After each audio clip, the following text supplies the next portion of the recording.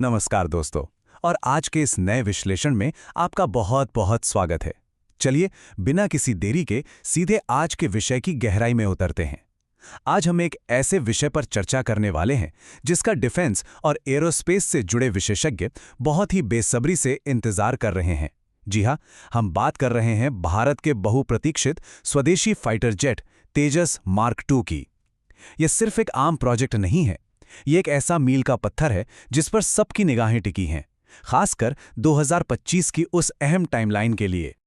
अब आपके दिमाग में एक सवाल जरूर आ रहा होगा कि आखिर एक नेक्स्ट जनरेशन फाइटर जेट को जमीन से आसमान तक पहुंचाने में लगता क्या है। सच कहूं तो लाइट कॉम्बैट एयरक्राफ्ट या एलसीए का निर्माण करना कोई छोटा मोटा काम नहीं है। इसके पीछे सालों की रिसर्च, बेहिसाब संसाधन और बेजोड़ इंजीनियरिंग लगती है। तो चलिए इस कहानी के पन्नों को पलटते हैं और समझते हैं कि ये नामुमकिन सा लगने वाला काम आखिर कैसे मुमकिन हो रहा है। तो शुरुआत करते हैं हमारे पहले सेक्शन से, द जेट इंजन डील। ये वो असल उत्प्रेरक या कैटलिस्ट है जिसने इस पूरे प्रोजेक्ट को एक टॉप गियर में डाल दिया। देखिए शुरुआत में क्या था कि हम इंजन के लिए फ्रांस और ब्रिटिश कंपनी रोल्स रॉयस के विकल्पों पर विचार कर रहे थे। एक अनिश्चितता सी बनी हुई थी। लेकिन फिर आता है वो टर्निंग पॉइंट। 22 जून 2023 को एक ऐसा ऐतिहासिक समझौता हुआ जिसने सारी तस्वीर साफ कर दी। अमेरिका की जीई एरोस्पेस और हमारी हिंदुस्तान एरोनॉटिक्स लिमिटेड यानी HAL के बीच हुई इस एक डील ने इस फाइटर जेट के भविष्य को पूरी तरह से सुरक्षित कर दिया। और यहां सबसे दिलचस्प बात इस डील की टाइमिंग है। ये ऐतिहासिक इंजन डील बिल्कुल उसी समय हुई जब प्रधानमंत्री नरेंद्र मोदी अमेरिका के एक बहुत ही महत्वपूर्ण दौरे पर थे। अब आप भी समझेंगे कि ये कोई महज इत्तेफाक नहीं है। एक इतने बड़े राजनयिक दौरे के दौरान ऐसी रणनीतिक घोषणा का होना दोनों देशों के बीच डिफेंस सेक्टर में बढ़ती गहरी दोस्ती को साफ साफ दर्शाता है। चलिए आगे बढ़ते हैं सेक्शन 2 की तरफ, designing the Tejas mark to.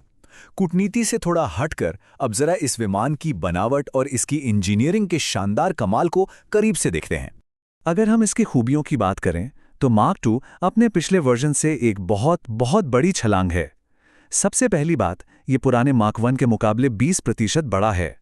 इसका सीधा सा मतलब है कि इसकी ओवरऑल कैपेसिटी कहीं ज्यादा है। इसमें आपको अत्याधुनिक एवियोनिक्स और एक कमाल की रेंज मिलेगी। इसके अलावा इसकी हथियार ले जाने की क्षमता भी काफी बढ़ा दी गई है। और एक बात जो बिल्कुल तय है वो ये कि ये एक सिंगल इंजन डिजाइन पर आधारित है। इस फाइटर जेट की असली ताकत का अंदाजा आप इस एक स्टेटमेंट से लगा सकते हैं। एडीए के निदेशक प्रफुल्ला चंद्रन वीके जी ने बड़े ही आत्मविश्वास के साथ कहा था कि ये एक इंजन वाला फाइटर राफेल से भी बेहतर होगा। जरा सोचिए, राफेल जैसे विश्व स्तरीय और खतरनाक विमान से इसकी तुलना करना अपने आप में यह साबित करता है कि हम एक कितनी एलीट मशीन तैयार कर रहे हैं। अब आते हैं हमारे तीसरे सेक्शन पर, द पुश फॉर इंडिजनाइजेशन। इतने बड़े डिफेंस प्रोजेक्ट को हकीकत में बदलने के लिए देश के भीतर कितनी जबरदस्त मेहनत और एकजुटता लग रही है, आइए उसे समझते हैं।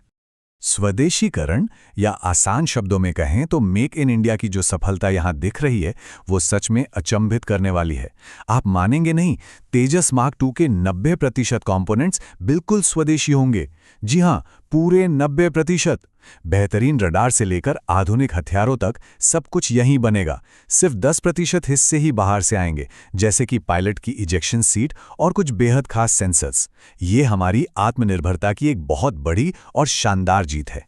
और क्या आप इस प्रोजेक्ट का स्केल आजमा सकते हैं? लगभग 300 से ज्यादा सार्वजनिक और निजी संस्थान एक साथ मिलकर इस विमान को बनाने में दिन रात एक कर रहे हैं। जब इतने सारे लोग और संस्थाएं एक ही लक्ष्य के लिए काम करें तो यह महज एक प्रोजेक्ट नहीं रहता, ये एक राष्ट्रीय मिशन बन जाता है। और इसी उत्साह को दोगुना करता है ये नंबर 200। योजना यह है कि ऐसे लगभग 200 फाइटर जेट्स का उत्पादन किया जाएगा। एक बार इमेजिन करके देखिए कि जब ये 200 अत्याधुनिक फाइटर जेट्स हमारी वायुसेना का हिस्सा बनेंगे तो देश की डिफेंस पावर किस लेवल पर पहुंच जाएगी। चलिए अब पहुंचते हैं आज के हमारे आखिरी सेक्शन पर, द रोड टू 2025। आखिर वो कौन से माइलस्टोन्स हैं जो हमें इस विमान की पहली उड़ान तक ले जाएंगे। इस पूरे सफर की असली शुरुआत हुई थी सितंबर 2022 में, जब सुरक्षा मामलों की कैबिनेट समिति ने इस प्रोजेक्ट को हरी झंडी दिखाई थी। ये वो बुनियादी कदम था जिसने इस सपने को कागज से निकालकर जमीन पर उतारने का रास्ता साफ किया। लेकिन असली काउंटडाउन शुरू हुआ जून 2023 में, उसी इंजन डील के साथ जिसकी हमने अभी बात की थी। उस डील से लेकर विमान के पूरी तरह से रोल आउट होने में 18 महीने का समय सेट किया गया है, और उसके ठीक 6 महीने बाद यानी 2025 तक ये जेट आसमान में अपनी पहली उड़ान भर रहा होगा। रोडमैप बिल्कुल सटीक और क्लियर है। तो अंत में एक बहुत ही विचारोत्तेजक सवाल के साथ हम आज की ये चर्चा समाप्त करेंगे।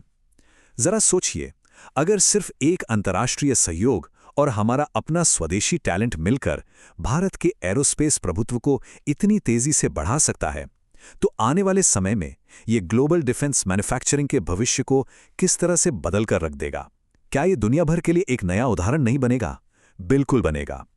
आज के इस विश्लेषण में हमारे साथ जुड़ने के लिए आपका बहुत बहुत धन्यवाद।